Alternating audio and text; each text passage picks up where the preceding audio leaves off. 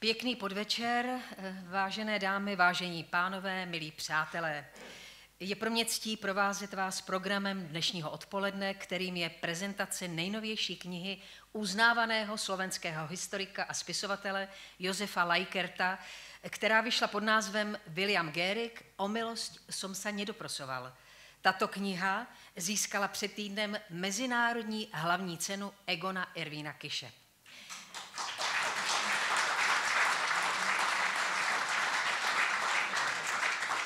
Dovolte mi tedy, abych vás všechny co nejsrdečněji přivítala. Jsme potěšeni, že jste přijeli nejenom z Prahy, ale i z jiných částí Čech a Moravy. A je zde patrně i mnoho Slováků, které rovněž srdečně vítáme.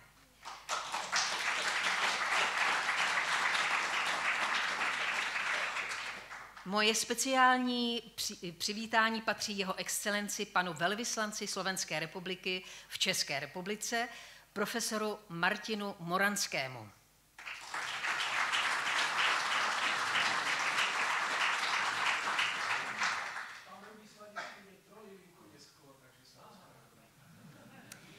Obzvláště mezi námi vítám nejbližší rodinu Williama Gehriga, neteře a synovce s rodinami. Paní Věru Vrankovou,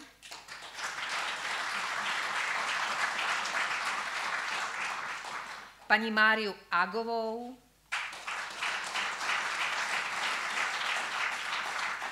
a pana Karla Skokana.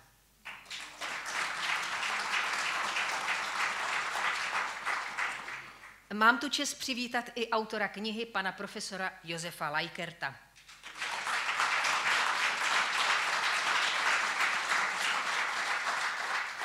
Vítám rovněž prezidenta Světového sdružení Slováků v zahraničí, předsedu slovenského PEN Centra, Světové spisovatelské organizace a ředitele Slovenského domu v Praze, pana Vladimíra Skalského, kterého prosím o krátký proslov. Než přijdete na jeviště, což se už stalo, připomenu, že organizátorem dnešní akce je Slovenský dům v Praze, Slovenské centrum PEN a klub spisovatelů literatury Faktu. Prosím.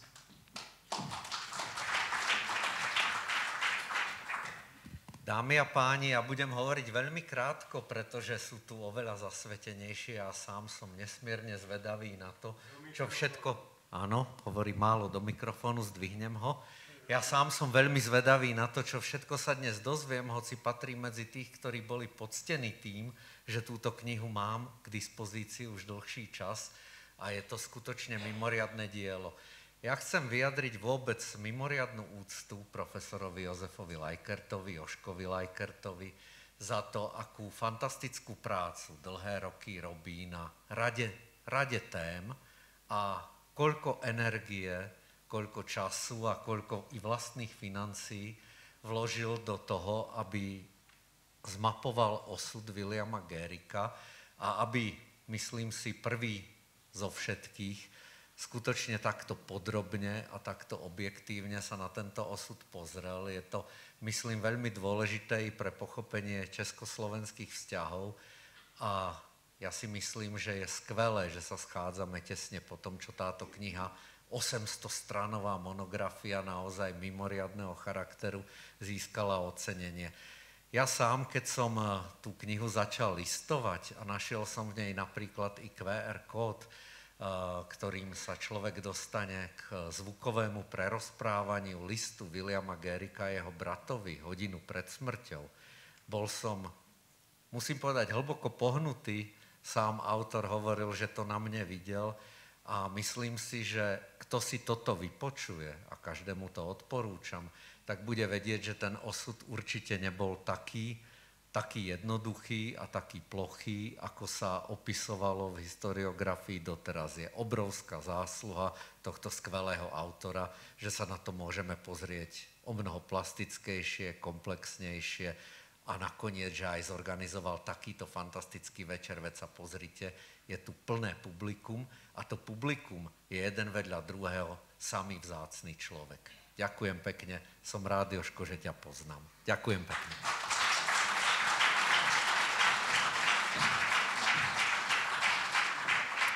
Děkuji prezidentovi největší celosvětové spisovatelské organizace PEN, Slovenského centra a řediteli Slovenského domu v Praze, panu Vladimíru Skalskému, za krásná slova. Na pódium zvu našeho významného folkového hudebníka, skladatele a písničkáře, autora několika slavných protest songů, pana Jaroslava Hudku, který několik let strávil v nedobrovolné emigraci. Jaroslav Hudka nám zaspívá krásnou melodickou píseň Slunečnice. Proč? Autor knihy O milost som sa nedoprošoval, Josef Lajkert, zjistil, že William Gehrig měl rád slunečnice, kterým se v jeho rodné obci a v okolí výborně daří. Slovenský meder, dnešní Palárikovo, se nachází na jižním Slovensku, které je celé prozářené sluncem. Podle statistických údajů má tato oblast nejvíce slunečního světla v roce. Jaroslav Hudka a jeho Slunečnice.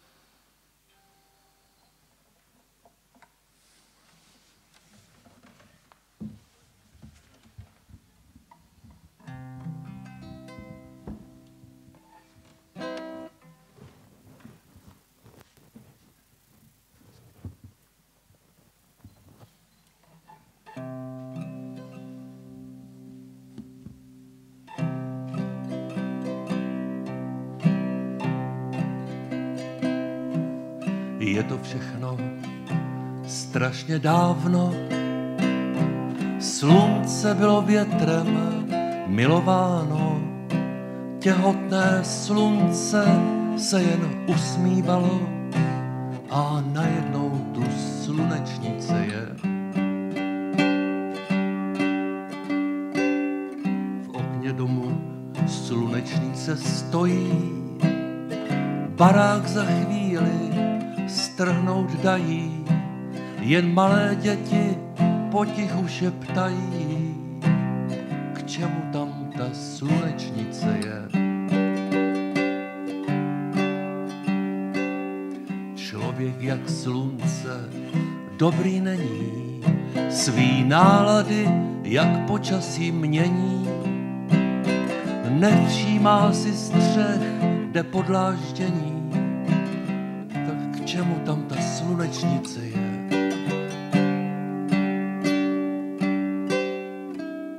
Nebe na lidi sluncem kýchá, sluneční rýma nám srdce zadýchá, očima z ulice se slunce hlíbat nechá, proto tam ta slunečnice je.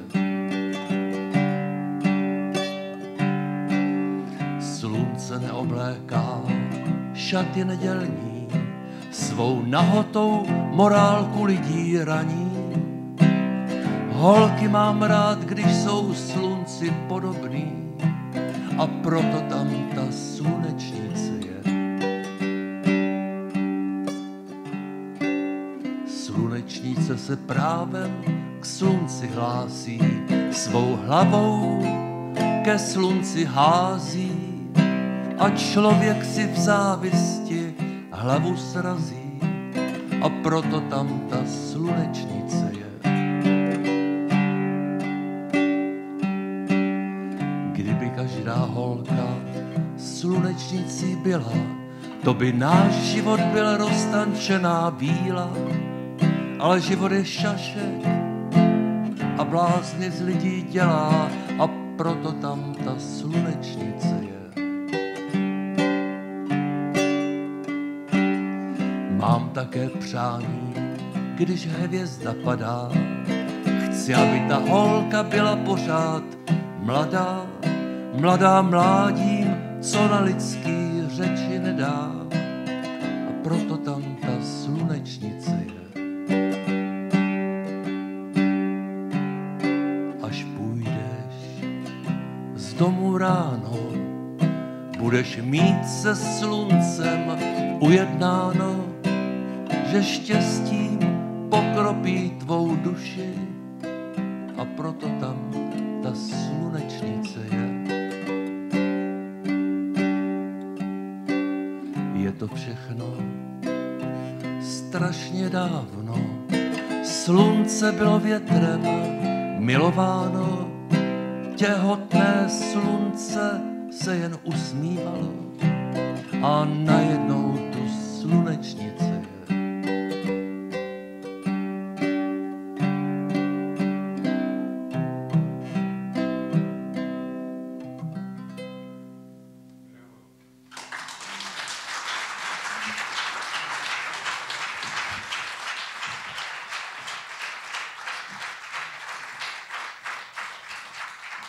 Děkuji panu Jaroslavu Hudkovi za krásné vystoupení. Děkujeme. Jsem velmi ráda, milí přátelé, že jsme prezentaci knihy pana Josefa Lajkerta o Williamu Garrickovi, ale i o dalších parašutistech vycvičených v době druhé světové války ve Velké Británii začali takto příjemně. Uvedení do života knihy renomovaného slovenského spisovatele symbolicky vnímáme jako opětovný návrat Williama Garricka do Prahy, ačkoliv neodešel a s největší pravděpodobností je pohřben na hřbitově v Ďáblicích. V roce 1942 do hlavního města přišel sám a dobrovolně, aby po nevydařeném výsadku skupiny Zink, jejímž byl členem, pomohl parašutistům vysazeným před ním, případně domácímu odboji. Do Prahy přijel William Garrick i krátce po osvobození v květnu 1945. Znovu sám a dobrovolně, aby se přihlásil na Ministerstvu národní obrany s oznámením, že v době, kdy byl v rukou gestapa, něco vyzradil. Dnes přichází Garrick do Prahy prostřednictvím knihy, aby v ní vypověděl celý svůj životní příběh, který na základě archivních materiálů a výpovědí pamětníků zpracoval renomovaný slovenský historik a spisovatel Josef Lajkert. Josef Lajkert napsal doposud okolo 80 knih a patří k nejpřekládanějším slovenským autorům. Překlady jeho knih vyšly v 16 zemích světa. V USA, Kanadě, Anglii, Francii, Švédsku, Rakousku, Polsku, Rusku, Maďarsku, Bělorusku, Rumunsku, Bulharsku, Srbsku, Severní Makedonii a na Ukrajině. V České republice mu vyšlo 21 knih. Za svoji tvorbu byl několikrát navržen na Nobelovu cenu za literaturu. Jistě bude nesmírně zajímavé vyslechnout si přímo od něho, proč se rozhodl napsat knihu o Williamu Garrickovi a co jej k tomu vedlo. Prosím.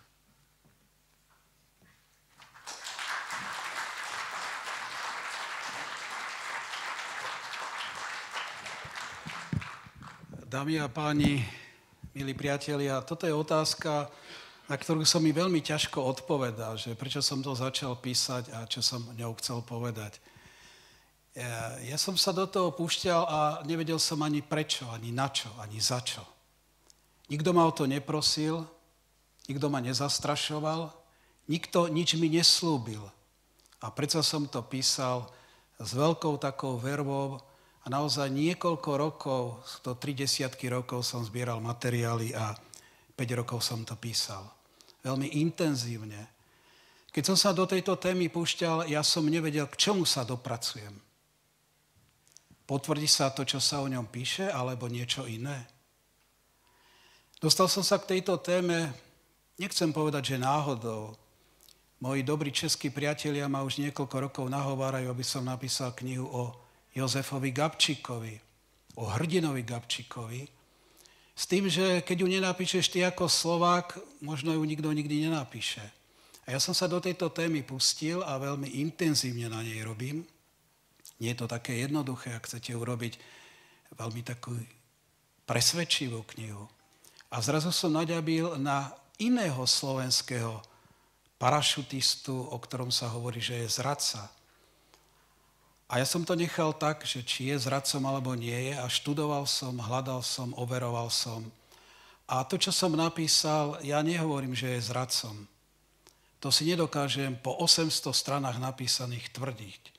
Určite ako vy Česi hovoríte mnohí, selhal. Ale či bol zradcom, to nechám na čitateľa, aby si to doplnil, aby si vytvoril tú veľkú mozaiku, to, čo tam je. V každom prípade som sa snažil napísať pravdu, nekamuflovanú, tak, ako som mu našiel v archíve, tak, ako som čítal jeho výpovede, ako som sledoval, ako to bolo na súde, ako mi povedalo niekoľko ľudí, ktorí s ním boli v odboji, ak myslím teraz na Československú zahraničnú armádu.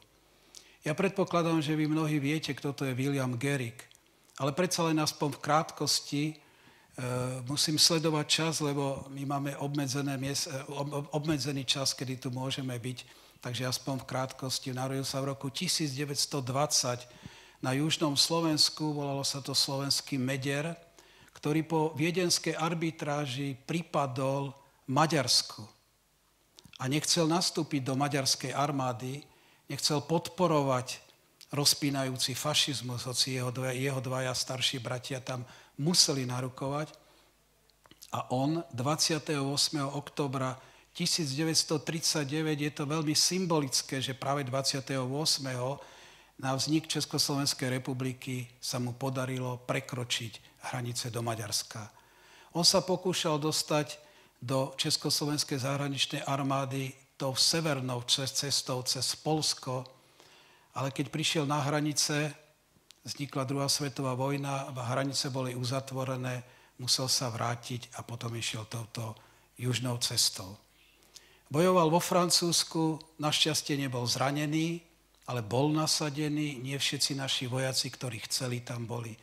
Keď Francúzsko kapitulovalo, tak dostali možnosť, buď sa vrátia domov, tí, ktorí boli mobilizovaní, alebo ktorí prišli dobrovoľne do našej vznikajúcej armády, alebo budú pokračovať ďalej do Anglicka.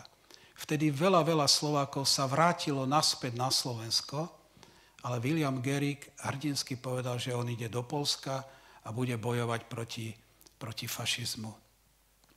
Bol vysadený, tak ako tu na pani Kateřina hovorila, v skupine Zink.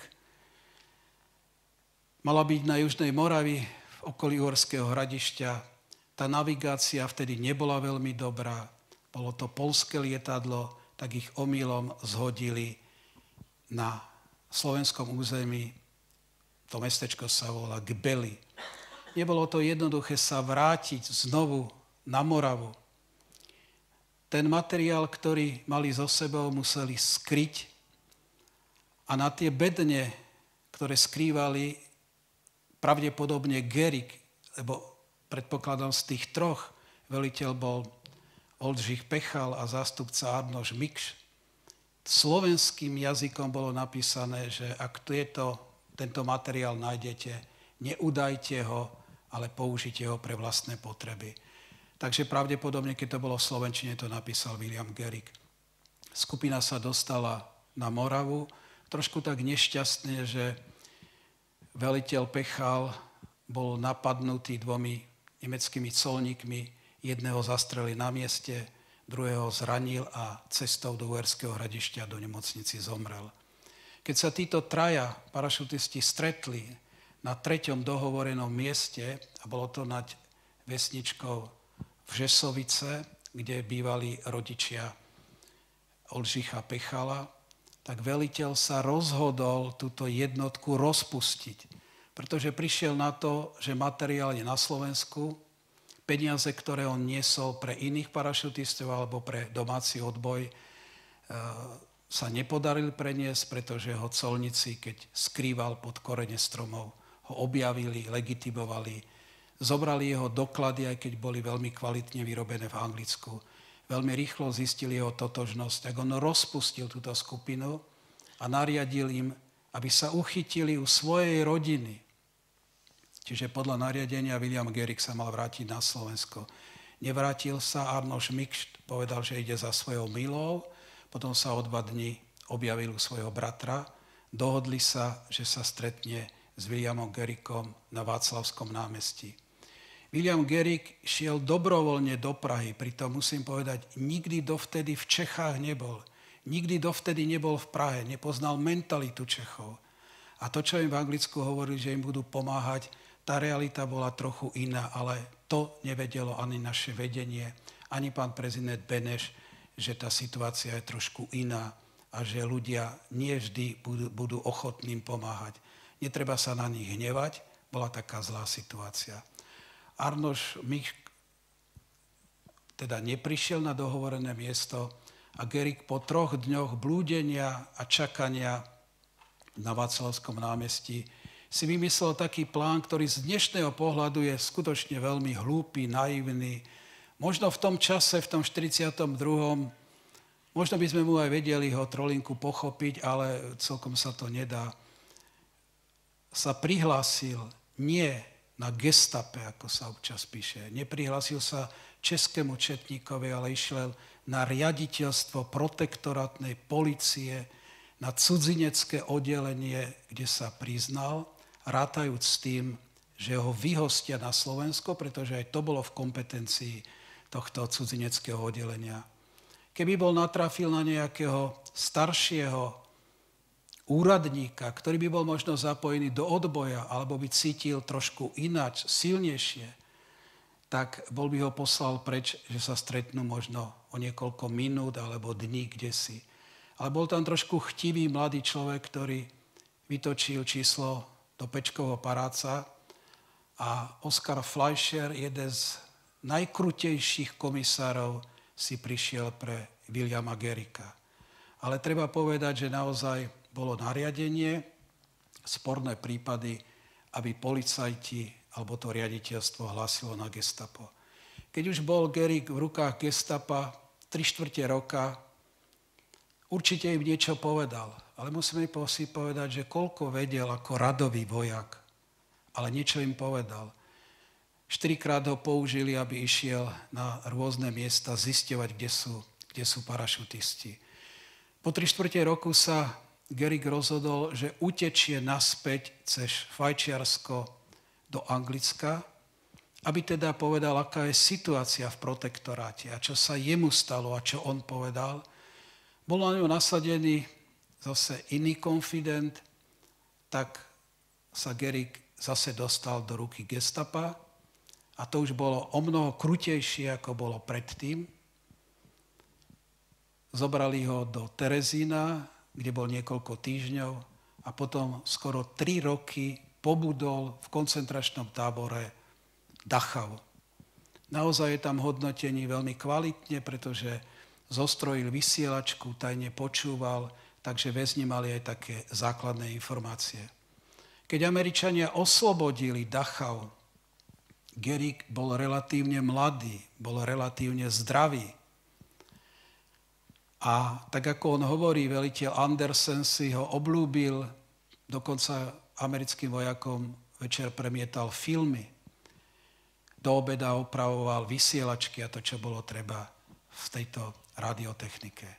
Ponúkali mu, aby vstúpil do americkej armády a on povedal, nie, ja sa vrátim do Československa, pretože v roku 1942 som bol v područí gestapa.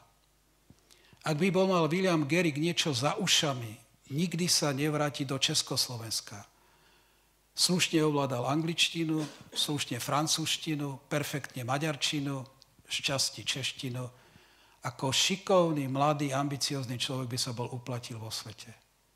Nešiel z toho Dachau ani cez Rakúsko domov na Slovensko, kde by jeho prečiny boli možno trošku prehliadnuté, pretože retribučné zákony na Slovensku boli o mnoho benevolentnejšie. A on ešte mal na sebe tú vrchnú časť odeva z koncentráku, išiel rovno na Ministerstvo národnej obrany povedať, že keď bol v područí gestapa, tak niečo povedal. Je to svojím spôsobom veľmi netypické, možno niečo podobné, ako robil v tom 42., ale asi to niečo aj prezrádza, že ten človek cítil nejakú zodpovednosť, neutekal pred ňou, ale naozaj sa šiel, teda nazvime to, priznať. Bol vo vyšetrovacej väzbe a dosť zvláštne v roku 1947 sa pripravoval veľký proces s Karlom Čurdom, ktorý naozaj mal byť dávno popravený. Veď nemecké dokumenty hovoria, že mal vyše 200 ľudí na svedomí. Na súde sa hovorilo, že vyše 100 ľudí. Dosť zvláštne, že týchto dvoch ľudí, ktorí svojím spôsobom nespáchali žiaden trestný čin, dali do jedného vreca, vytvoril sa megaproces a William Gerig bol takisto odsúdený ako Karel Čurda na trest smrti. Ja viacej o tom nebudem hovoriť, všetko je v tej mojej knihe. Ak budete mať čas, záujem, polistujte si v nej. Nie je to len kniha o Gerikovi, je to aj o iných parašutistov, je to o tej dobe, je o tom, čo sa dialo v Anglicku, čo sa dialo v protektoráte. O ľuďoch, ktorí pomáhali, o ľuďoch, ktorí nemohli pomáhať alebo nechceli. Takže je to celý komplex týchto udalostí. Ale písal som to úprimne, presvedčivo a ja si myslím, že som tú pravdu napísal. Je len teraz otázne, či aj ten čitateľ tú pravdu bude chcieť hľadať, alebo bude povrchný, tak ako častokrát sa Gerig posudzuje, že je zradca, ale nikto sa nad tým až tak veľmi nezamýšľa. Samozrejme, ja Williama Geriga neospravedlňujem. Tam, kde urobil chybu, tam som veľmi kritický, ale ak tohto človeka hodnotíte od narodenia až po smrť a poznáte jeho charakterové vlastnosti, tak viete potom postrehnúť, aj v čom bol nielen zaujímavý, ale aj v čom bol aj veľký. V čom jeho charakter sa vynímal oproti ostatným. Ale neobhajujem ho, som kritický tam, kde treba. Ja aj na konci tohto mojho rozprávania musím povedať, že ja som nebol sudca, ja som nebol žalobca, ani obhajca Williama Geriga. Ale myslím si, že som sa asi dopatral, alebo som pochopil ako človek vlastne túto dobu, ktorá bola veľmi, veľmi ťažká aj pre neho, ale vlastne pre celú Európu, šťastie aj pre celý svet, šťastie aj pre Slovensko, ale rozhodne pre bývalé Čechy a Moravu. Takže je to kniha o človekovi napísaná srdcom, otvorenosťou a ja verím, že aj s láskou. A čítajte ju, posudzujte, porovnávajte a doplňajte si túto tajničku. Kniha neglorifikuje, ani toto stretnutie nie je glorifikáciou. Je len takým tichým a bol by som rád takým milým pripomenutím jedného človeka, ktorý bol svojím spôsobom bol nešťastný, ale ja si myslím, že on bol svojím spôsobom človek, ktorý stojí za to, aby sme sa nad ním zamysleli. Bol v mnohom čestný a bol v mnohom charakterný. Takže asi toľko a budem rád, keď sa s tou knihou trošku oboznámite, ale nerobím jej reklamu. Ona si robí sama. A ja verím, že s pomocou mojich dobrých českých priateľov, tak ako sa mi podarilo napísať túto knihu, verím, že sa mi podarí napísať aj o Jozefovi Gabčíkovi. Viete, túto knihu o Gerigovi, tak ako bude ešte povedané, posudzovalo 20 ľudí, 20 odborníkov, ktorých ja si naozaj veľmi vážim. A tak ako letmo som si tu navšimol, tak ju čítal pán Čvančara, čítal ju pán Jan Gazdík, čítal ju Eduard Stehlík, čítala ju Jarmíra Minaržíková, čítal tu Stanislav Minažík, čítal ju pán generál Svetozar Naďovič a ďalší 20 právnici, historici, badatelia, novinári. A ja som rád, že ma aj upozornili, ak tam bola nejaká chyba. A ja netvrdím, že všetko, čo v tej knihe je 100%, ale mojou snahou bolo viac ako 100% napísať, ako to v skutočnosti bolo. Tá kniha sa rodila veľmi ťažko, ale ona sa aj ťažko vydávala. Nikto nechcel tú knihu vydať. A predsa som našiel ľudí, ktorí mali pochopenie aj pre túto knihu. a si veľmi vážim, medzi prvými bol Klub generálov Slovenskej republiky, ktorý je spoluvydavateľom tej knihy. A keď mi títo páni povedali, že majú záujem participovať na tej knihe, tak ja som si vlastne uvedomil, že generáli prijali tohto vojaka, ktorý bol neskôr povyšovaný na čatára, dokonca aj v čase, keď bol v područí gestapa, dostával vyznamenania. To je taká zvláštna anomália, ale beriem to tak, že v armáde je trošku aj neporiadok.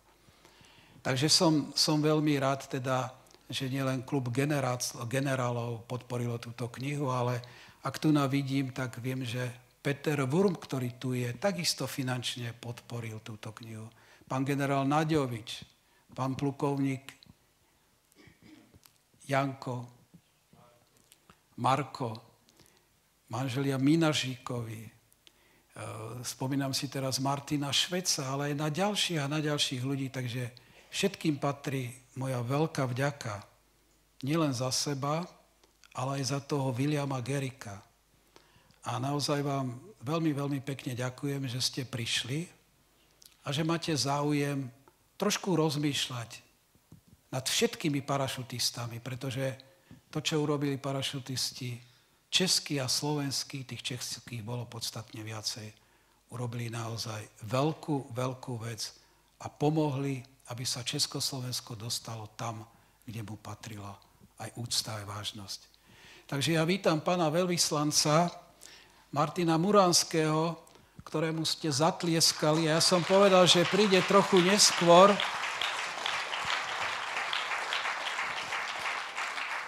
Ale ako správny diplomat dodržal slovo. A bol to aj môj kolega, vynikajúci filozof. A ja som rád, pán veľvyslanec, vaša excelencia, že ste medzi nami.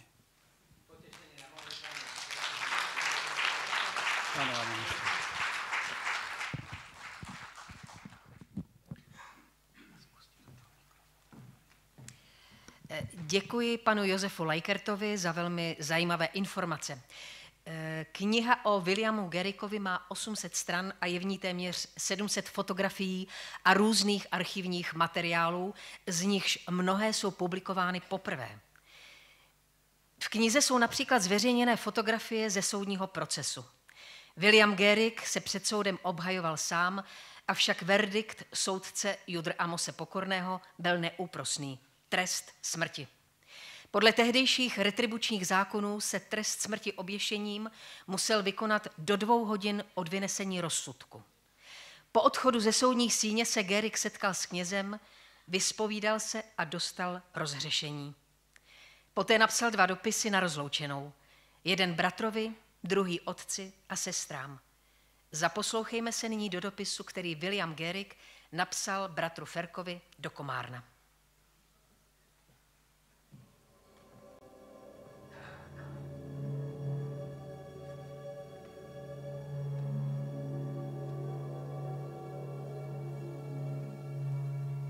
V Prahe 29. apríla 1947. Najdrahší Ferko, najprv príjmi môj pozdrav, posledný. Pred chvíľkou som vypočul rozsudok, ktorým som bol odsúdený na trest smrti. Príjmi túto správu, prosím, tak pokojne, ako ti ju píšem. Som rád, že je konečne ten celý rad utrpení na konci. Ani o odklad popravy, ani o milosť som nežobral. Chcem ostať dokonca takým, akým som vždy bol. Hrdý a neúprosný. Nebuď smutný pre túto skutočnosť. Ubezpečujem ťa, že odchádzam za našimi najdrahšími, za mamičkou a Jankom, vyrovnaný a bez bázne. Chcem ti ešte zdôrazniť, že nech už to dopadlo tak alebo tak, je lepšie nežiť, než živoriť. To už som ti raz, myslím, napísal, že mám život rád, ale smrti som sa nikdy nebál. A práve teraz som prijal sviatosti a tak som už celkom vypravený na tú cestu, kam raz každý musí. Do večnosti. Ferko, ďakujem ti ešte raz za všetko. Dúfam, že mi veríš, keď teraz v poslednej chvíli svojho mladého žitia ťa ubezpečujem, že som sa nikdy nedopustil žiadnej špinavosti nečestnej. Ty mi isto veríš, tak ako všetci tí, ktorí ma poznali. Pozdravuj odo mňa všetkých našich milých, hlavne tvoju manželku. A prajem ti mnoho šťastia v živote. Žij v mieri. Odchádzam bez zloby a odpúšťam všetkým, čo mne ublížili.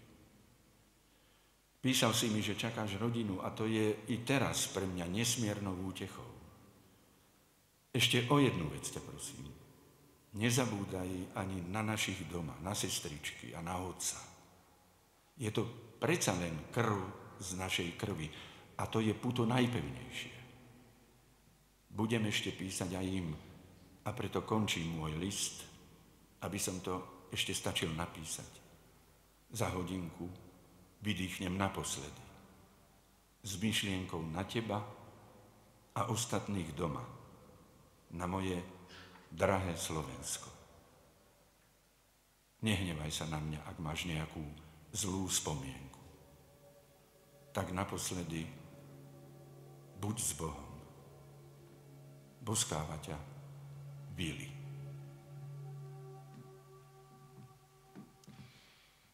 Vyslechli jsme dopis, který William Gehrig napsal krátce před popravou. Byl adresován jeho bratru Ferkovi. A nyní poprosím pana Václava Vydru, aby nám přečetl ukázku z knihy Josefa Lajkerta O milost som sa nedoprosoval. Je výpovědí o tom, co se dělo, když William Gehrig dopsal dopisy blízké rodině a vyvedli ho z cely.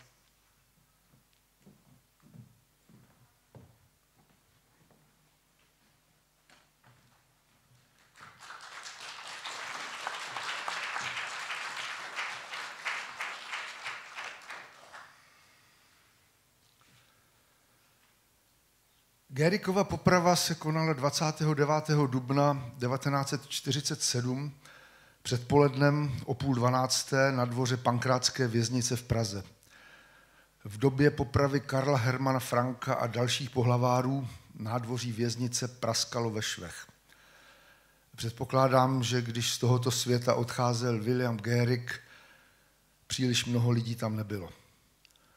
Popravil ho František Nenáhlo a asistovali mu Anton Baumann a Václav Melcer. Podle fotografií byla šibenice jednoduchá se 3 schůdky pro kata a jeho pomocníky. Nacházela se v koutě dvora před oprýskanou budovou ve tvaru písmena L, ze které opadávala omítka. V úředním záznamu označeném jako poznámky se píše: po přečtení rozsudku a otázce, zda má poslední přání, odevzdal jen 2 dopisy k odeslání. Potom asistenti kata přivedli Gehriga k šibenici, kde mu jedním koženým řemenem svázali nohy a druhým stáhli hrudník a ruce. Zaužívaná praxe byla, že pomocí provazu připevněného k pasu vytáhli odsouzeného nahoru na šibenici. Mistr Kat vylezl po žebříku a nasadil mu na krk smyčku. Povolil nosné lano a tělo vlastní vahou kleslo dolů. Stačilo pár vteřin a Gehrig naposledy vydechl, či spíše jen zachrčel. Podle úředního záznamu smrt nastala v 11:45. Po chvíli vystoupal po žebříku na šibenici vrchní justiční lékař Oldřich Navara, nadzvedl popravenému svetr, rozepěl košili a fonendoskopem poslouchal, zda je srdce zcela zastavené. Následně úředně Williama Gehriga prohlásil za mrtvého. Udělal rutinní práci a sestoupil dolů. Pohled na fotografii, na které Gehrig visí na šibenici, není vábný. Hlava zakloněná na levou stranu, ruce spadlé podél těla, vykasaná košile. Snímek navozuje dojem, jako kdyby se bezvládné tělo mírně houpalo.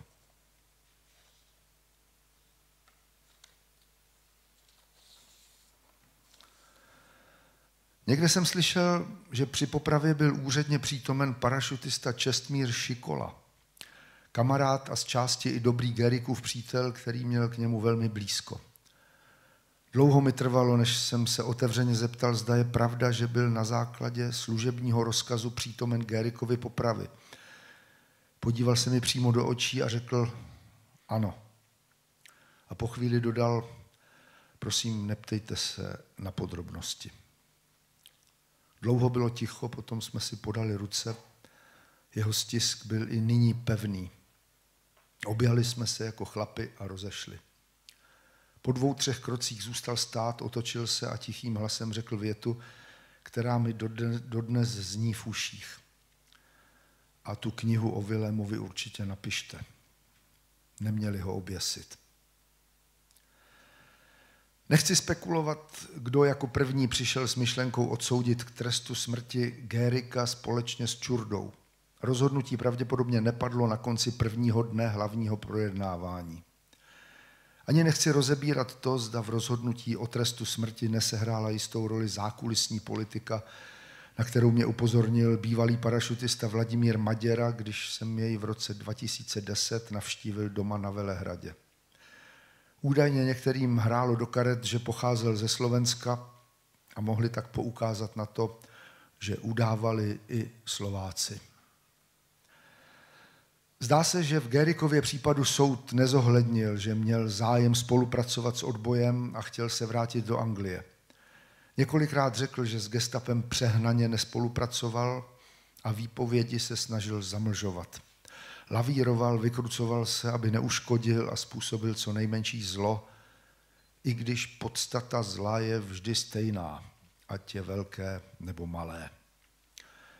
Až po důkladném prozkoumání kladů a záporů se dá vytvořit závěrečný součet prohřešků.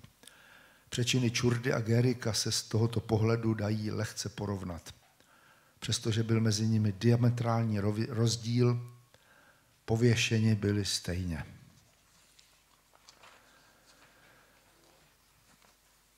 Škoda, že soud téměř vůbec nevzal v úvahu Gérikovo odhodlání, skutečný zájem utéci do zahraničí a dostat se nazpět do Anglie. Vždyť už byl zbalený, na privátě u paní Milady Lebduškové měl připravené nejnutnější věci s mapami, penězi a poznámkami. Chytili ho, vyslýchali, týrali a věznili. Nemluvě o pekle, které prožil v Terezíně a v koncentračním táboře v Dachau. Hříchy si v těchto nelidských podmínkách dostatečně odpykal. V porovnání s jinými, kteří z donašeštství či zrady profitovali a žili si nadprůměrně, jako například Čurda, se Gérik pokusil o nápravu. Jisté je, že se mu útěk pomocí zrady druhých nepodařil. Gérik útěk připravoval v roce 1943.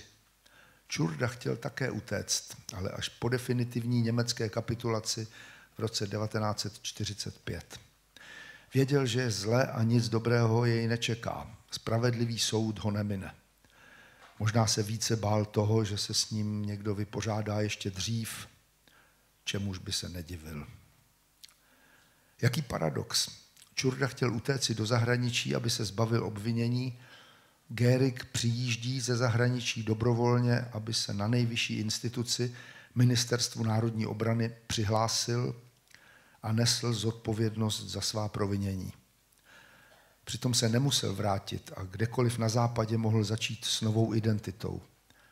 Navíc prohřešky si z větší či menší části odčinil ve 2 těžkých koncentračních zařízeních. Stotožňuji se s názory mnohých, že pro Gérika byl trest smrti příliš krutý a nezasloužil si ho. Měl být souzen, možná odsouzen k několika letům vězení, čímž by si byl odpykal všechny hříchy, které spáchal. Jak velké byly svým rozsahem, měl rozhodnout nezávislý soud. Otázkou je i to, zda soud, který Gérika odsoudil, byl skutečně nezávislý, objektivní a korektní. I když splňoval všechny náležitosti, neboť šlo o státní instituci zřízenou zákonem prezidenta republiky. Mimořádný lidový soud musel svoji činnost ukončit do 4. května 1947, protože nebylo v zájmu politiků prodlužovat jeho působení. Ministerstvo spravedlnosti tlačilo na urychlené ukončení započatých případů, i když si soudci uvědomovali, že to bude na úkor kvality odvedené práce. Ani senáty nemuseli trvat na vyhotovení nových podkladů, pokud dosavadní nestačily. Soudcům bylo dokonce navrženo, aby se nezdržovali psaním rozsudků. Měli je vyhotovit dodatečně. A v takovém spěchu se konalo 28. dubna i hlavní projednávání v trestní věci proti Karlu Čurdovi a Williamu Gehrickovi, které pokračovalo druhého dne 29. dubna. Tedy jenom 4 dny před vypršením účinnosti dekretu. Také to byl jeden z důvodů, proč nebyli vyslechnuti všichni svědkové, které Gehrich navrhoval. Přičemž v jeho případě bylo žádoucí vyslechnout více svědků a poskytnout jim dostatečný prostor k výpovědím. Nechci fabulovat, ale kdyby byl jiný zájem, než Gehricka popravit, mohl předseda Senátu vynést nad Čurdou rozsudek a případ Williama Gehricka odročit a odevzdat řádnému soudu. Ten mohl doplnit chybějící podklady a zejména v hlavním projednávání vyslechnout všechny svědky. Závěrečnou obhajovací řeč na mimořádném lidovém soudu 29. dubna 1947 William Gehrich zakončil slovy: Jsem vlastenec, právě proto jsem po ukončení války a po osvobození Dachau nepřešel k Američanům. Ani jsem nešel domů, i když jsem své rodiče neviděl téměř 8 let, ale jel jsem do Prahy a přihlásil jsem se, protože jsem byl poctivý a nevinný. Gehrich jakoby tušil, že soud o své nevině nepřesvědčí a přece vyřkl svoji pravdu, kterou říci musel. Pravdu, která jej po dlouhá léta tížila. Pravdu, které nechtěli uvěřit. Až dnes, kdy známe různé souvislosti a odkryli jsme příběh Gehrickova života i smrti, dokážeme lépe porozumět jeho slovům. A snad jsme i ochotnější uvažovat o jejich pravdivosti. Život mu už nikdo a nic nevrátí. Můžeme mu však vrátit lidskou důstojnost a čest, neboť podle rozsudku retribučního soudu navždy ztratil i občanskou čest. Věřím, že knihou o Gehrickovi, napsanou po precizním výzkumu a na shromáždění a prostudování historických dokumentů bývalého parašutistu, alespoň z části očišťuji a lidsky rehabilituji, přičemž jeho chyby a selhání v žádném případě neospravedlňuji a jsem k nim kritický. Jisté je, že William Gehrich nebyl zbytečným člověkem. Zaslouží si, abychom mu odpustili, tak jak on v dopise na rozloučenou na prahu smrti odpustil všem, kteří ublížili jemu. Paradoxem je, že zemřel 5 let po seskoku z letadla. 28. března 1942 byl se skupinou Zink vysazen, 28. dubna 1947 souzen a 2. dne popraven. Zvláštní souhra čísel, či spíše osudu.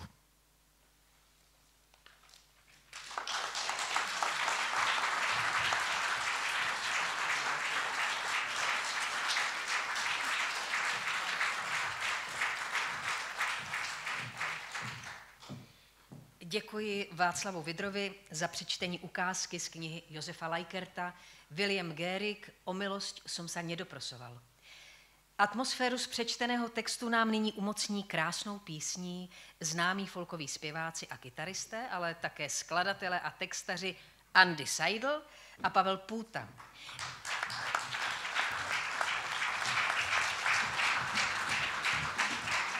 Zahrají a zaspívají píseň Jdi za svou hvězdou. Za svou hvězdou šel i William Gehrich. Bohužel ta jeho zhasla příliš brzy.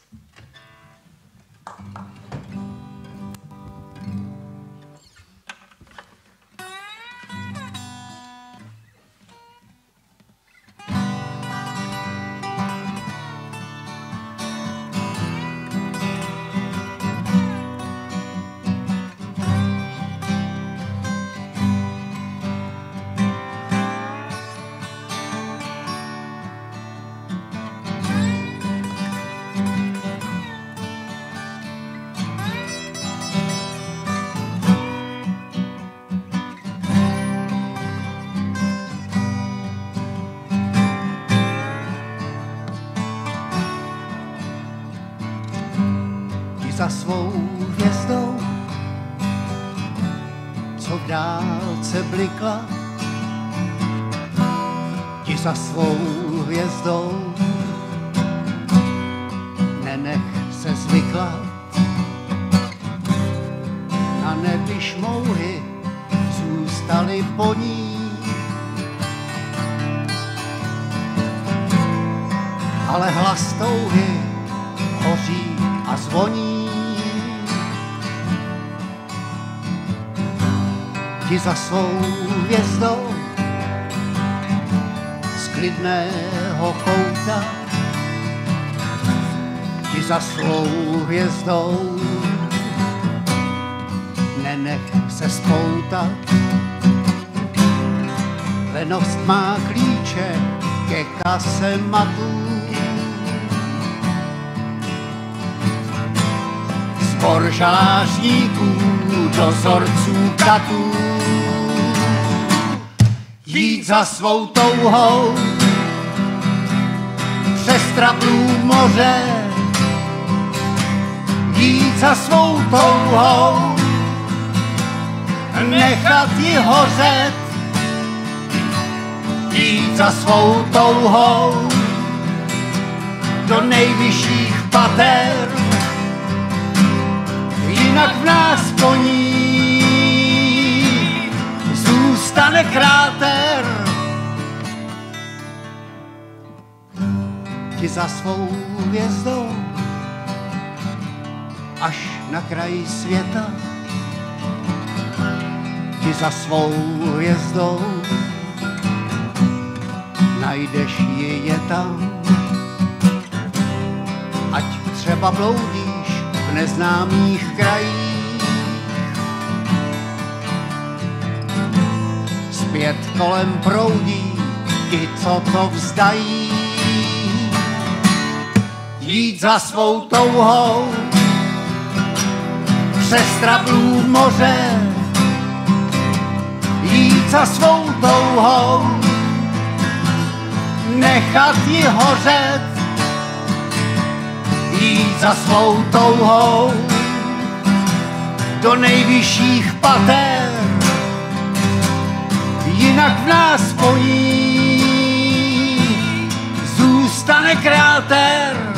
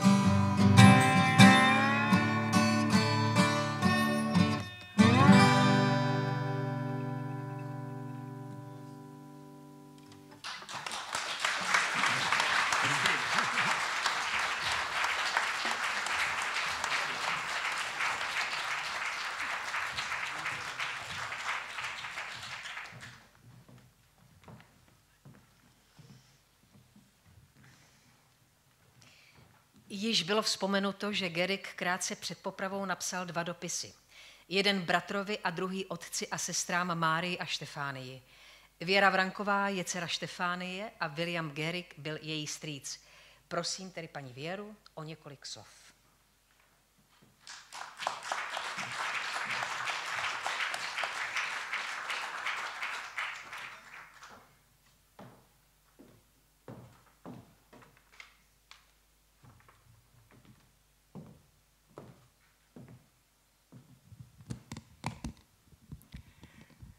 Vaša excelencia, vážený pán profesor, vážení vzácní hostia, dámy a páni. Z hĺbky svojho srdca vám všetkým ďakujem, že ste prišli si uctiť pamiatku brata mojej mamy, Williama Geriga.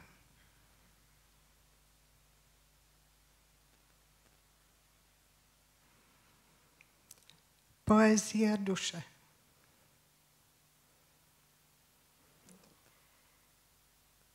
Odpusť nám naše omyly.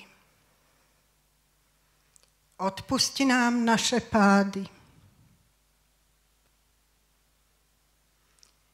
I že sme často zlomili tých, čo sme mali radi. Odpusť nám karty falošné. Odpusť hru mimo práva.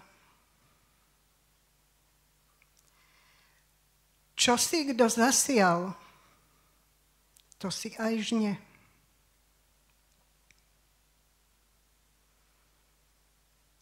Už vie, že sa tak stáva.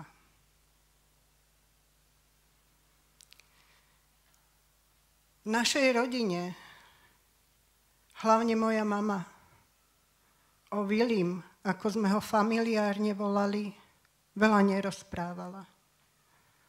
Bola veľmi mladá, bola tínedžérka, keď Vili ho popravili. 2 roky predtým jej zomrela matka a na fronte bol zastrelený Viliho brat Jany. Bola to pre ňu obrovská trauma. Jej staršia sestra, moja krstná matka, tá rozprávala viac. A od nej som sa dozvedela, a teda aj moji súrodenci, ako boli vychovávaní, že boli vychovávaní k čestnosti, k pokore, k úprimnosti a aby milovali svojich blížnych. A taký bol aj Vili. Samozrejme, všetci robíme chyby, všetci sa podkýnáme, nikto z nás nie je dokonalý a on v tej svojej mladickej naivnosti tiež urobil chyby. Nesúďme ho. On si svoje odtrpel a ja skutočne ďakujem pánovi profesorovi Lajkertovi, že podarilo sa mu za také dlhé roky pozbierať informácie o ňom a aspoň trochu očistiť jeho dušu, jeho srdce a doslova trochu ho aj rehabilitovať. Z rozprávania mojej krstnej matky viem, že začiatkom 60. rokov prišiel niekto, neviem kto, a chceli ho rehabilitovať. Samozrejme potrebovali súhlas jeho otca, môjho starého otca, ktorý vtedy ešte žil. A ten vtedy povedal, nie, môjho syna mi už nikto nikdy nevráti. V 69. zomrel môj starý otec a po 69. znova niekto prišiel, znova ho chceli rehabilitovať a vtedy moja krstná mama tiež povedala, že nie. Že dajme pokoj jeho duši a len on a Pán Boh vie, kde je pravda. Takže ďakujem všetkým, ktorí si prečítajú tú knihu a pozrú sa na pravdivý obraz Viliho. Ďakujem.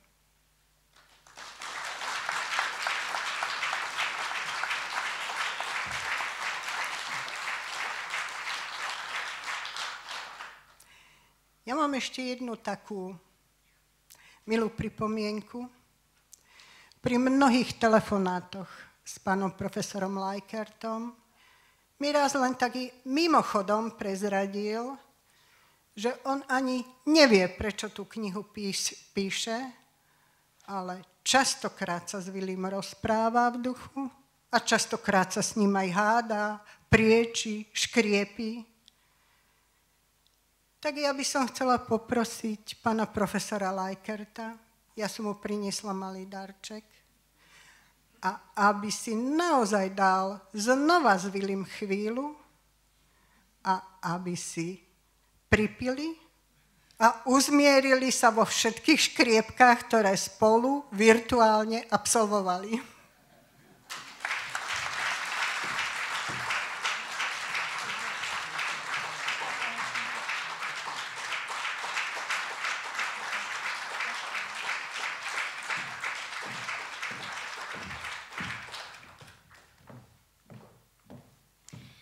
Děkuji paní Věře Vrankové za milé, i když smutné vyprávění, včetně krásné poezie o jejím strýci Williamu Garrickovi. Knihu Josefa Lajkerta posuzovalo 20 uznávaných českých a slovenských odborníků, zabývajících se výsadky parašutistů, Heydrichiádou a druhou světovou válkou. Jsou to na slovo vzatí historikové, badatelé, právníci, spisovatelé či novináři. Rukopis pozorně přečetl a posoudil i uznávaný badatel a spisovatel literatury faktu Jaroslav Čvančara, kterého prosím o krátké zhodnocení uváděné knihy.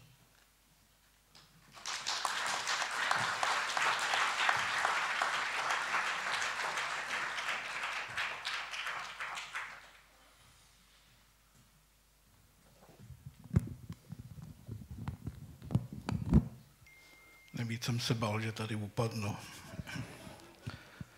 Dámy a pánové, přátelé, vůbec se mi nehovoří lehce, protože vždycky ta slova dojímají, zvláště dopisy na rozloučenou. Měl jsem podobně jako Josef čest hovořit s Čestmírem Šikolou, Jaroslavem Klemešem, ale rovněž spisovatelem Jaroslavem Andrejsem, jenž v 60. letech vydal výbornou knihu 3 cesty k smrti, kde se rovněž zabýval Williamem Garrickem. Nicméně bylo tam napsáno A, chybělo tam A, ale chybělo tam B a to nyní doplnil právě Josef, jenž mi před necelým rokem a půl dal strojopis přečíst. Četl jsem ho týden své dovolené. S Josefem jsem se seznámil, třeba mě opraví, ale myslím, že to bylo na sklonku minulého režimu v Legerově ulici v redakci časopisu Hlas revoluce, kde nás seznámil plukovník Václav Straka a už tehdy mě Josef zaujal svou zvukomalebnou slovenštinou. A navíc mi věnoval svoji, tuším, že to byla prvotina o 17. listopadu 1939. Později jsme se vídávali častěji. Zúčastnil jsem se řady besed, ať v Panenských Břižanech u Vlastislava Janíka, v Lánech u hrobu rodiny Masarykových a rovněž na Slovensku v Žilině, v Poluvsi i v příhraniční Subotici. Takže setkání bylo mnoho a vždycky to bylo setkání příjemná, vlídná. Už zde mnoho bylo řečeno, takže i já bych si přál, aby příští kniha neméně silná byla o Josefu Gabčíkovi. I když nejsem nějak zvlášť nábožensky zaměřený, Bůh ti žehnej. A dovol, abych symbolicky po slovensku, po vojácku zasalutoval. Děkuji ti.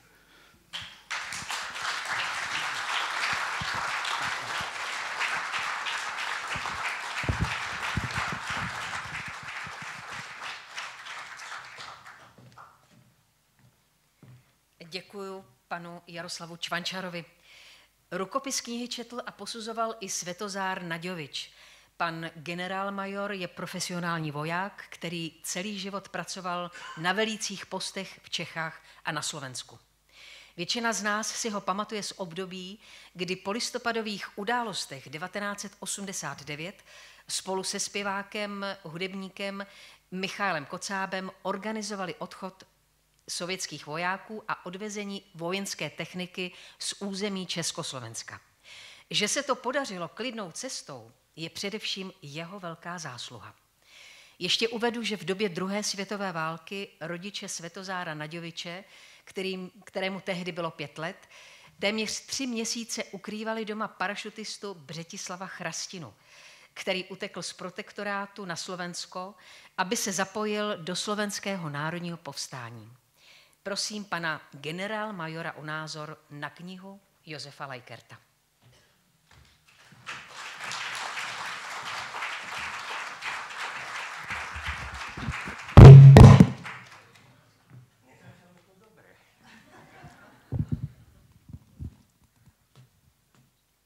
Dámy a páni, vážení prítomní, som veľmi rád, že som z Trenčína prišiel sem medzi vás.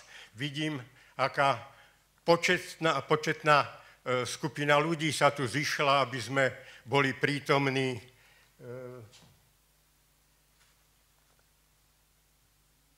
Zoznámiť sa s touto vynikajúcou knihou William Garrick, o milosť som sa nedoprosoval. Ja som si túto knihu prečítal ešte v rukopise, preto lebo s autorom knihy nás spojuje aj jeho základná vojenská služba. Bol som jeho veliteľom, keď som velil 4. tankovej divízii v Havlíčkovom Brode a pán profesor ako absolvent, čatár absolvent, neskoršie podporučík, mohol svoje pedagogické skúsenosti zo všetkých oblastí kultúry, mohol znojme aplikovať na vojakov základnej služby. Bol vynikajúcim príslušníkom 9. motostreleckého pluku, ktorý vyrastal na tradíciách 4. samostatnej pešej brigády, ktorá si vo februári pripomenula 80. výročie.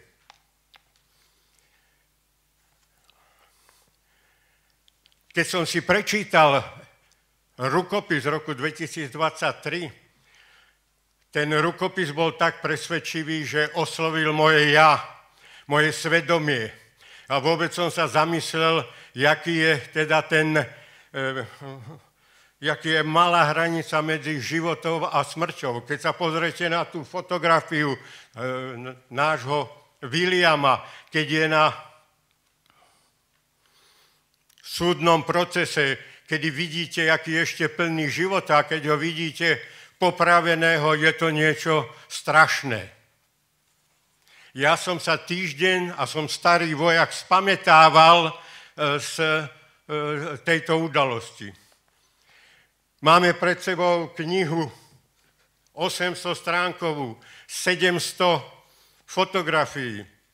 Táto kniha obohatila moje vedomosti o spústu informácií, ktoré som nepoznal, ale ktoré som aj poznal a mohol som si utvrdiť mnohé historické situácie z toho obdobia. Ja sa chcem teraz zaoberať autorom. Túto knihu, tak spravodlivú, mohol napísať len človek, ktorý má takéto charakterové vlastnosti, že vie, čo je to pravda, čo je to spravodlivosť, a preto mohol sa vžiť do osoby Williama Garricka a napísať túto úžasnú pôsobivú knihu. Ja vám hovorím, že je to najlepšia kniha, ktorú som čítal o tohto období, kedy sa vysadzovali parašutisti z jednej i z druhej strany na území protektorátu a Slovenskej republiky. Ja ďakujem za túto knihu môjmu priateľovi, že ju napísal. A chcem mu povedať, prečo 30 rokov trvalo a že ho to nútilo, aby to dopísal. Ja som veriaci človek, tak ako on. Ja som protestant, luterán. Ale viem, že Boh je v troch osobách a ten Duch Svätý je veľmi pôsobivý. A ani si to neuvedomujeme a to je pravá príčina, že musel tú dušu nášho Viliama svojím spôsobom zaštítiť tak, aby sa nemusel túlať po svete a prosiť,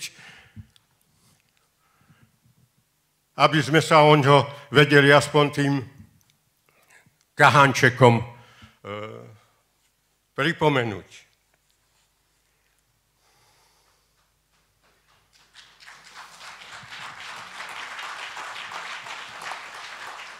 Ja pánu profesorovi gratulujem k udeleniu ceny Ervina Egona Kiša medzinárodnej. A ja myslím, že by sme mali urobiť všetko aj preto, aby už konečne tá Nobelová cena mieru bola u nás. Či už v Čechách, alebo na Slovensku. Pán profesor si za tú svoju prácu veru zaslúži, aby sme takýto návrh poslali. Ešte raz gratulujem pánu profesorovi k tejto úžasnej knihe.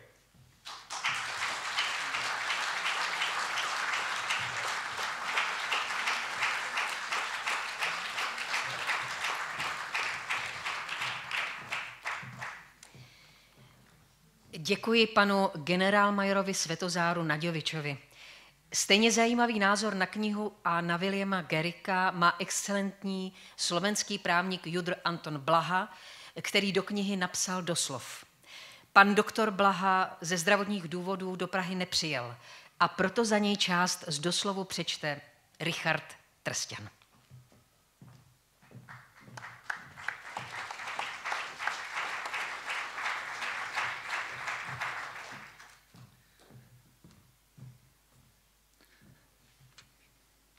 Ctené dámy, ctení páni. Profesor Josef Lajkert napísal ďalšiu vynikajúcu knihu. Prekvapila ma jeho voľba venovať sa zabudnutému mladíkovi zo slovenského Medera, Viliamovi Garrickovi. Najmä preto, že napísal viacero fantastických kníh o veľkých osobnostiach Slovenska. Moja mienka je ovplyvnená rozhodovaním súdu, ktorý neprozreteľne spojil do jednej kauzy osudy dvoch diametrálne odlišných osôb. Parašutistov Karla Čurdu a Viliama Garricka, ktorí sa ani dobre nepoznali. Ani v Anglicku, ani v protektoráte k sebe nepatrili a ani spolu nikdy nekonali. V trestnom konaní platí zásada, že do spoločne vyšetrovanej a súdenej kauzy patria podľa trestného práva predovšetkým spolupáchatelia, teda tí, ktorí sa spolčili.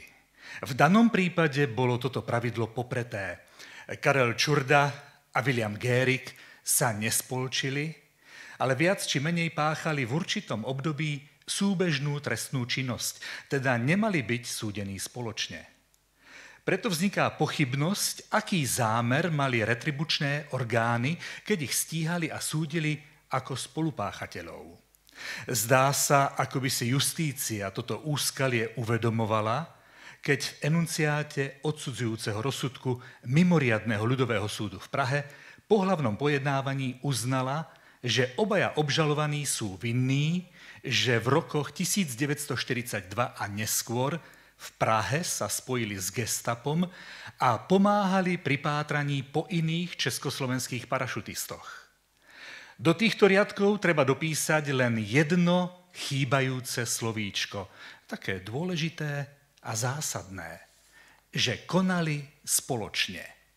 Spomínaný plurál tam súd nemohol použiť, ale z celého znenia textu skutkovej vety vyplýva, ako by existoval a bol prirodzený.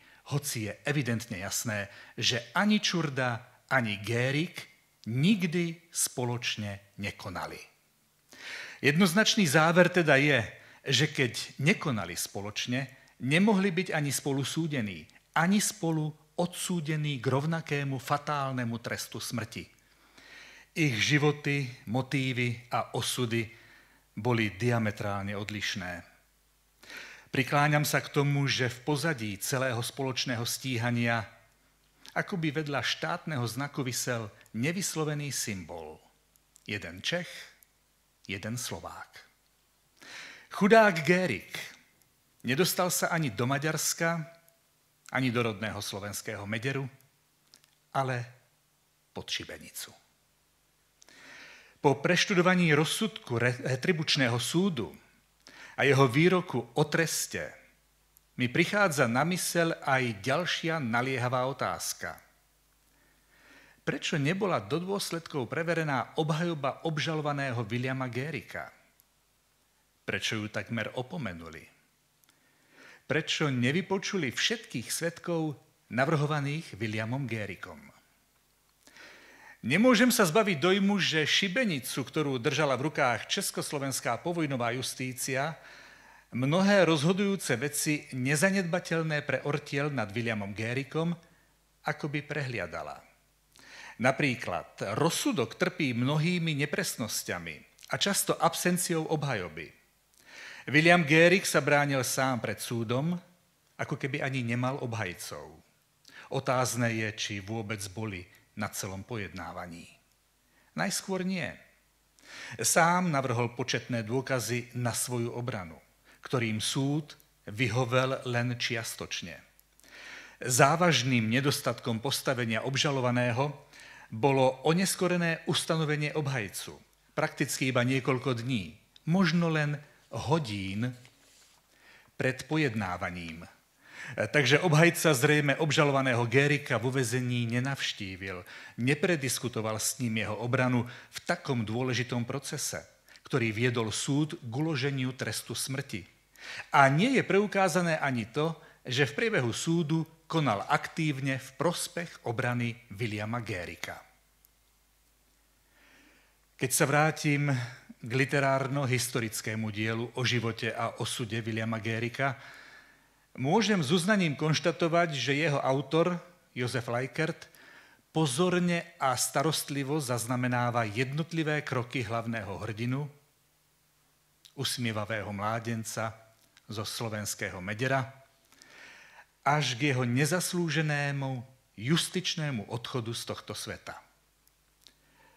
Pozoruhodné je, že podklady zbieral 30 rokov. A to je už čo povedať. Ani jedna veta tohto diela nie je prázdna, nezaujímavá, nie je bez napätia a vzrušenia. Je to ďalšie pozoruhodné dielo Jozefa Lajkerta, ktoré má vynikajúce dokumentačné a pútavé, priam románovo-čitateľské parametre, ojedinelé v našej literatúre faktu či v historicko-literárnych prácach. Anton Blaha.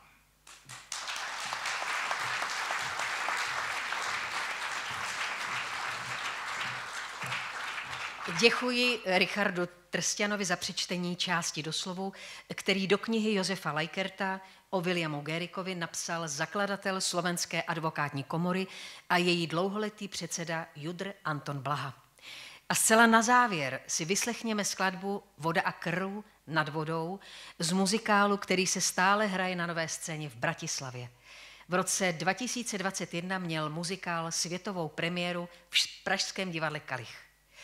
Zaposlouchejme se, milí přátelé, nejenom do hudby Vašo Patejdla, ale zejména do textu Ľuba Zemana.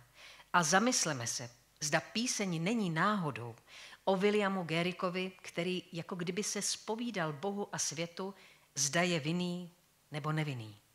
Zpívá Jožo Ráš ze skupiny Elán.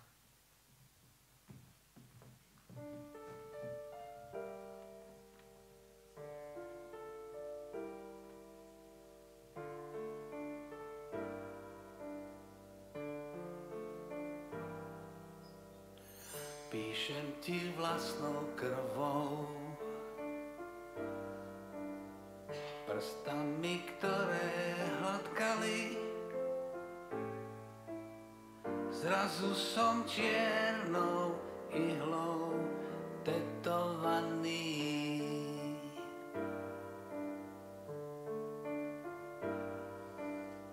Si poslednou aj prvou, pred ktorou pravdu odhalím. Vypiť chcem živú vodu z tvojej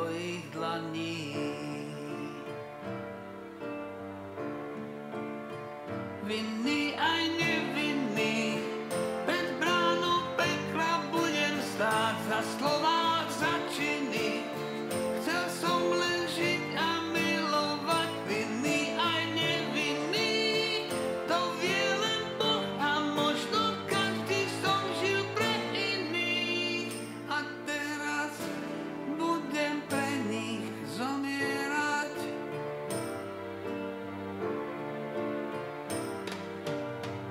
Kto svojej pravde verí, raz každú zradu odhalí a vstane z mŕtvych láskou oživený. Vinný aj nevinný, pred bránou pekla budem stáť za slová, za činy. Chcel som len žiť a milovať, vinný aj nevinný. To vie len Boh a možno každý som žil pre iných a pre nich budem zomierať.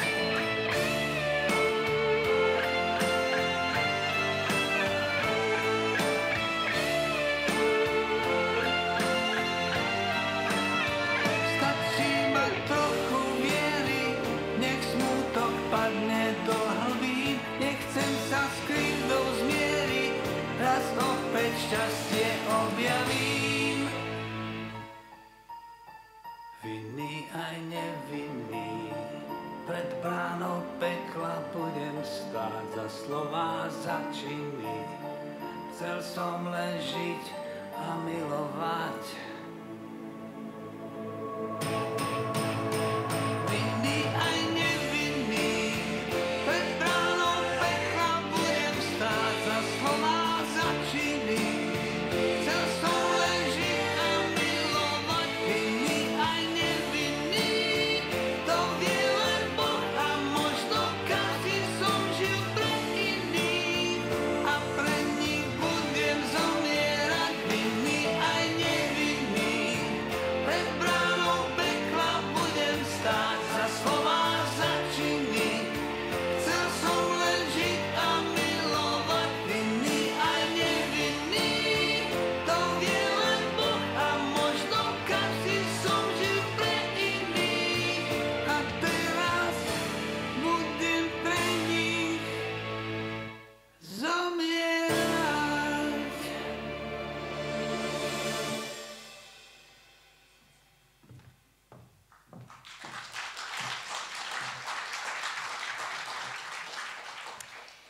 Milí přátelé, po slovech této přenádherné písně není třeba již nic dodávat.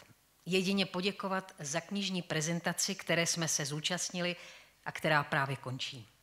A v úplném závěru je třeba poděkovat především autorovi knihy, panu profesoru Josefu Lajkertovi, za obrovskou námahu, kterou vynaložil při hledání faktů a napsání právě představené poutavé a pravdivé knihy o Williamu Garrickovi. Děkujeme.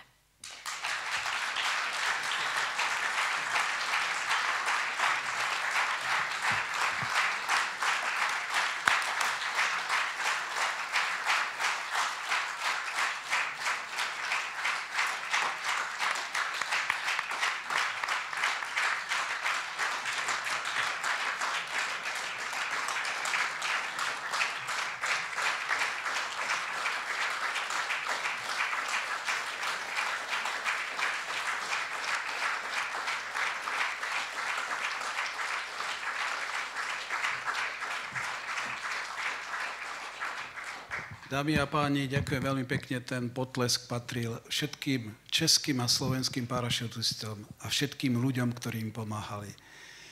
Pozerám sa, tu máme pred sebou hodiny a tie hodiny nám hovoria, že sme presiahli čas o 4 minúty. Je to v poriadku. A ja sa vám ospravedlňujem, že tým pádom nebol čas na vaše otázky, na vaše odpovede, tak ako to občas zvykne bývať. Keďže o chvíľočku tu bude nová akcia, musíme skončiť. Ale ja som ochotný sa s vami vo foaje rozprávať, dokedy chcete.